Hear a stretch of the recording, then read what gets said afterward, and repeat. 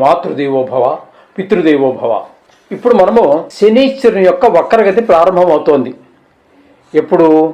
July 27న ప్రారంభమై ఆగస్టు, సెప్టెంబరు, అక్టోబరు, నవంబరు, డిసెంబరు 9వ తారీఖు వరకు కూడా వక్రగతిలోనే సంచారం చేస్తూ ఉన్నారు. అర్థమైంది కదండి. ఈయన ఇప్పుడు ప్రస్తుతం మీనరాశిలో ఉన్నారు.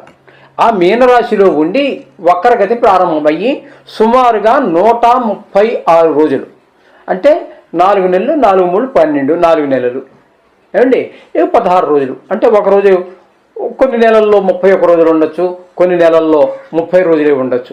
ఏదేమైనా మనం రోజులు లెక్క పెట్టుకోవడమే బెటర్. 136 రోజులు వక్రగతిలో సంచారం చేస్తూ ఉన్నారు. ఈ వక్రగతి సంచారం వలన చాలామంది మన యూట్యూబర్స్ అడిగారు, కొంతమంది ఈ మన జాతకం మీద ఎక్కువ దృష్టి పెట్టి చూసేటటువంటి వారు కూడా వక్రగతి వల్ల వచ్చేటటువంటి ఫలితం ఏంటి అని చెప్పేసి, చెడు ఫలితం వస్తుందా మంచి ఫలితం వస్తుందా అని చెప్పి చాలా మంది దగ్గర నుంచి వందలాది ఫోన్లు రిసీవ్ చేసుకున్నాను. దాని గురించి ఈ యొక్క వీడియో చేయాలనిపించింది, చేస్తున్నాను. కొంచెం జాగ్రత్తగా వినండి. ఇది కేవలము యూట్యూబ్లో మా ఛానల్ అనుకరించే వాళ్ళే కాకుండా కొంతమంది జ్యోతిష్యులకు కూడా ఉపయోగపడవచ్చు అని నా అభిప్రాయం. అది ఉపయోగపడితే చాలా సంతోషం కూడా. కాబట్టి ఇది కొంచెం జాగ్రత్తగా వినవలసినటువంటి విషయం. ఇక్కడ ఈయన మొత్తం మీద 136 రోజులు సంచారం చేస్తున్నారు. నిజానికి ఎప్పటి నుంచి ప్రారంభమవుతోంది? మనం జూలై 27న వక్రగతి ప్రారంభమవుతోంది. ఆ రోజున మీకు ఇంచుమించుగా ఇంతవరకు ఎవరు చెప్పనటువంటి విషయాలే చెప్తున్నాను అనుకుంటున్నాను. తెలియదని కాదండి, వాళ్ళకి తెలిసి ఉండొచ్చు కాక, సమయాభావం కావచ్చు, మరి ఏదైనా కారణం కావచ్చు, వాళ్ళు చెప్పి ఉండనటువంటి విషయాన్ని మీకు నేను తెలియజేస్తున్నా.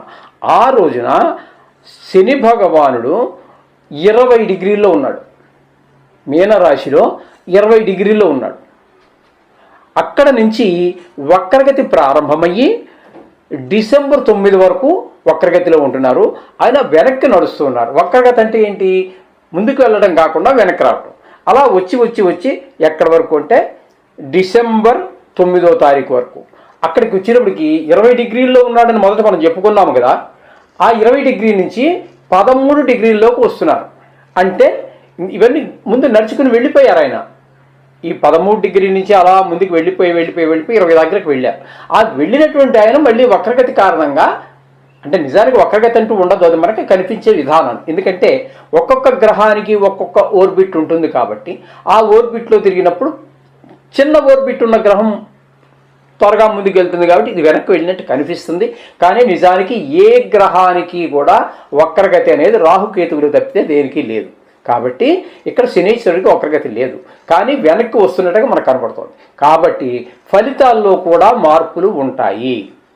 ఎంతవరకు ఉంటాయి ఫలితాల్లో మార్పులు అన్నట్టయితే, 13 డిగ్రీల నుంచి 20 డిగ్రీల వరకు వెళ్ళాడు కదండి.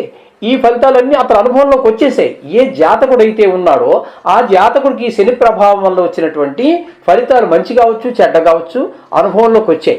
కానీ ఇప్పుడు 20 నుంచి మళ్ళీ 13కి వెనక్కి వస్తున్నాడు కాబట్టి ఈ అనుభవించినటువంటి అనుభవాలు ఏవైతే ఉన్నాయో అవి మరలా పునరావృతం అవుతాయి. అయితే ఇక్కడ చాలామంది, నేను యూట్యూబ్లో విన్నాను, చాలామంది చెప్పినటువంటి విషయం ఏంటంటే, వక్రగతి ఉన్నట్టయితే వెమ్మటే ఇంకా ఆలోచించలేదు, వెనక రాశి యొక్క ఫలితాలను చెప్పేస్తున్నారు. అది కరెక్ట్ కాదు. కరెక్టే ఒక రకంగా. ఎలాగా? ఆయన కనుక 13 కూడా కాకుండా ఇంకా వెనక్కి వచ్చి కుంభరాశిలోనికి కుంభరాశిలోనికి మరలా ప్రవేశిస్తే రాశి మారుతోంది, అప్పుడు ఫలితాలు మారుతాయి. ఇప్పుడు 20 దగ్గర ఉన్నది, 13 డిగ్రీలు, 20 డిగ్రీలు ఇవన్నీ కూడా మీనరాశిలోనే ఉన్నాయి కాబట్టి ఫలితం మారేటటువంటి అవకాశం లేదు. కొన్ని సందర్భాల్లో మారుతుంది. ఆయనతో పాటుగా అదే మీనరాశిలో శనితో పాటుగా ఉన్నటువంటి గ్రహాలు ఏవైతే ఉన్నాయో ఆ గ్రహాల యొక్క ఫలితాలు కూడా కొద్దిగా కొద్దిగా మారే అవకాశం, అది కూడా రాశి మారలేదు కాబట్టి ఆ డిగ్రీల్లో వచ్చేటటువంటి తేడాను బట్టి కొంచెం మారే అవకాశం ఉంటుంది. ఆయనతో ఇప్పుడు ప్రస్తుతం ఇక్కడ శనితో పాటుగా మరొక గ్రహం ఏదీ లేదు కాబట్టి దాని గురించి మనం చర్చించవలసినటువంటి అవకాశం కూడా ఏమీ లేదు. ఇది శని యొక్క వక్రగతి, దానివల్ల వచ్చే ఫలితాలు. యాజ్ ఇట్ ఈజ్గా ఎలాగైతే ఉందో అలాగే శని మీనరాశిలో ఉన్నప్పుడు ఇచ్చేటటువంటి ఫలితాలనే మనం చెప్పుకోవాలి. నో డౌట్, మీకు ఏ విధమైన అనుమానము అక్కర్లేదు. అర్థమైంది కదండి. అందుచేత శని భగవానుడి ఫలితాలు మామూలుగా ఉన్నప్పుడు ఏ ఫలితాలు అయితే ఉన్నాయో అవే ఫలితాలనే మనం చెప్పుకుంటున్నాం. ఆయనతో పాటు ఏ గ్రహము లేదు. కానీ మీకు పునరావృతం అవుతున్నాయి. 13లో ఉన్నప్పుడు, డిగ్రీలో ఉన్నప్పుడు ఏ అనుభవాలు ఉన్నాయో 20లోకి వచ్చాక అవన్నీ మీకు అనుభవంలోకి వచ్చేసాయి. కానీ మళ్ళీ ఆ అనుభవాలు పునరావృతం అవుతున్నాయి. ఇది గుర్తుపెట్టుకోండి. ఓకే. కుంభరాశి వారికి శని భగవానుడు ద్వితీయ స్థానంలో అంటే మీనరాశిలో సంచారం చేస్తూ ఉన్నారు. నిజానికి చెప్పాలి అన్నట్టయితే వీరికి ఏలినాటి శని నడుస్తూ ఉన్నది, ద్వితీయ స్థానంలో నడుస్తోంది. తద్వారా వీరికి మామూలుగా సహజంగా మనం చెప్పుకునేటటువంటిది ఏంటంటే ద్వితీయ స్థానంలో శని సంచారం వల్ల ధనానికి లోటు ఉంటుంది, మాటలో కఠినత్వం ఉంటుంది, నేత్ర రోగాలు ప్రకోపించే అవకాశం ఉంటుంది. ఈ విధమైనటువంటి ఇబ్బందులన్నీ మనకి కలుగుతూ ఉంటాయి. ద్వితీయ స్థానంలో కుటుంబంలో కూడా ఆహ్లాదకరమైనటువంటి పరిస్థితి ఏమీ ఉండదు. ఈ విధమైన పరిస్థితి అంతా మనకి మామూలుగా ఎప్పుడు చెప్పుకునేది. కానీ ఇక్కడ ఏంటంటే జూలై 27 నుండి ప్రారంభమై డిసెంబర్ 9 వరకు 136 రోజులు వక్రగతిలో సంచారం చేస్తూ ఉన్నారు. ఈ జూలై 27వ తారీఖున శని వక్రగతి ప్రారంభం అయ్యే నాటికి శని భగవానుడు 20 డిగ్రీల్లో ఉన్నారు.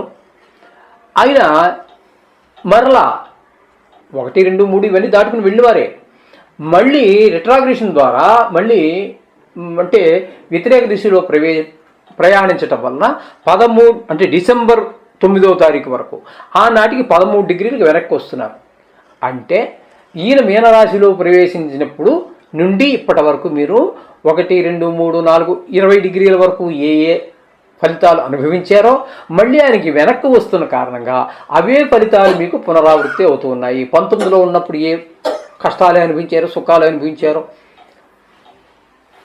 15లో ఉన్నప్పుడు సుఖాలు అనిపించారో, కష్టాలు ఏమైనప్పటికీ అప్పుడు ఏ ఫలితాలు అనిపించారో 13వ డిగ్రీ వరకు అన్న ఫలితాలన్నీ కూడా ఆ 20 నుంచి 13 వరకు ఉన్న డిగ్రీల మధ్యలో ఉన్న ఫలితాలు మళ్ళీ మీకు పునరావృతం అవుతున్నాయి. అవే అనుభవంలోకి వస్తున్నాయి. ఇంతేనా? ఇంతకంటే తేడాలు ఏమైనా ఉన్నాయా, వ్యత్యాసాలు ఉంటాయా అంటే కొన్ని సందర్భాలలో ఉంటాయి, కొన్ని సందర్భాలలో ఉండవు. శనితో భగవానుడితో పాటుగా వేరే ఏదైనా గ్రహాలు ఉన్నట్టయితే, యుతి ఉన్నట్టయితే అక్కడ ఆ గ్రహాల ప్రభావం కూడా కొంత మారే అవకాశం ఉంటుంది. కానీ ఇక్కడ శని భగవానుడితో పాటుగా మీనంలో మరొక గ్రహం ఏదీ లేదు. ఆ కారణం చేత ఇంకా ఏ గ్రహం యొక్క పరిస్థితి మారదు, శని యొక్క ప్రభావమే మారుతుంది. ద్వితీయ స్థానంలో ఉన్నాడు కాబట్టి మొదటగా మనం చెప్పుకున్నాం కదా, అవి మామూలుగా జనరల్గా చెప్పుకునేవి. ఇప్పుడు మన శాస్త్ర ప్రకారంగా ఈయన ఏమి చెప్పబోతున్నారు అనేటువంటి చూద్దాం. సదా ఏళ్ళాడి శని అని చెప్పుకున్నాం కదా, కాబట్టి ఆయన ఇచ్చే ఫలితాలు ఏళ్ళాడి శనిలో సదా క్లేశం వృధా వైరం సతతం కార్యనాశనం సంచార స్వజనద్వేషం పాపచింతాం ధనేశనౌ. ధనే అంటే ధనస్థానం, అంటే రెండో స్థానంలోనే అంటే కుంభరాశికి 2వ స్థానం ధనస్థానం అంటారు. ఆ స్థానంలో శని భగవానుడు సంచారం చేస్తున్నప్పుడు వక్రగతి ద్వారా ప్రత్యేకమైన ఫలితాలు లేవు కాబట్టి అవే ఫలితాలు ఏంటంటే అక్కడ మనం చెప్పేది ద్వితీయ రాశి ఎల్లప్పుడూ కూడా ఈ 2వ రాశిలో ఉన్నప్పుడు సదా ఎప్పుడు కూడా విచారాలే కలుగుతూ ఉంటాయి. వృధా కలహాలు. ఎందుకు? ఊరికే దానికి పెద్ద రీజన్ ఉండదు, కానీ కలహాలు వస్తూనే ఉంటాయి. పెద్ద కారణం ఉండదు, చిన్నదానికి గొడవ పడుతూ ఉంటాం. అవతలాడైనా పడవచ్చు, మనమైనా పడవచ్చు. ఇవన్నీ మొత్తం మీద ఆ ఎఫెక్ట్ మన మీద పడుతుంది, వాటి యొక్క ప్రభావం మన మీద పడుతూ ఉంటుంది. ప్రయత్న కార్యాలన్నీ కూడా చెడిపోతాయి. ఏ మంచి పని కానీ, చెడ్డ పని కానీ, మంచి ఉద్దేశంతో కానీ, చెడ్డ ఉద్దేశంతో, ఏ ఉద్దేశంతో చేసినా మంచి పని ఏ చేసినప్పటికీ కూడా పని చెడిపోతూ ఉంటుంది. అలాగే వృధా సంచారం, అనవసరంగా ఎందుకు తిరుగుతుంటాం అర్థం కాదు, ఏదో ఆలోచించుకుంటాం, అక్కడికి వెళ్తాం, ఆ పని కాదు, ఊరికే రావటం అవుతుంది.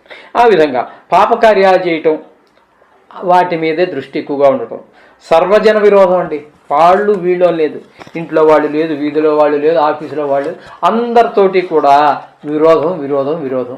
కాబట్టి చాలా జాగ్రత్తగా ఉండవలసినటువంటి కాలం ఇది. కాబట్టి వీలైతే ఆర్థిక స్తోమత బాగుంటే జపశాంతులు చాలా మంచివి.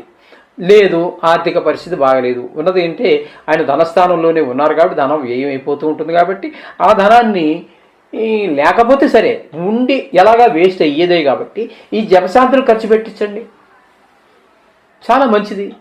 ప్రభావం డైరెక్ట్ అటాక్ చాలా మీకు ఆ దుష్ప్రభావాలు చాలా తొలగిపోతాయి. ఆనందమయమైన జీవితం గడపడానికి చాలా అనుకూలమైన కాలంగా మారే అవకాశం ఉంటుంది. ఆ విధంగా చేయండి. శుభం భూయాత్.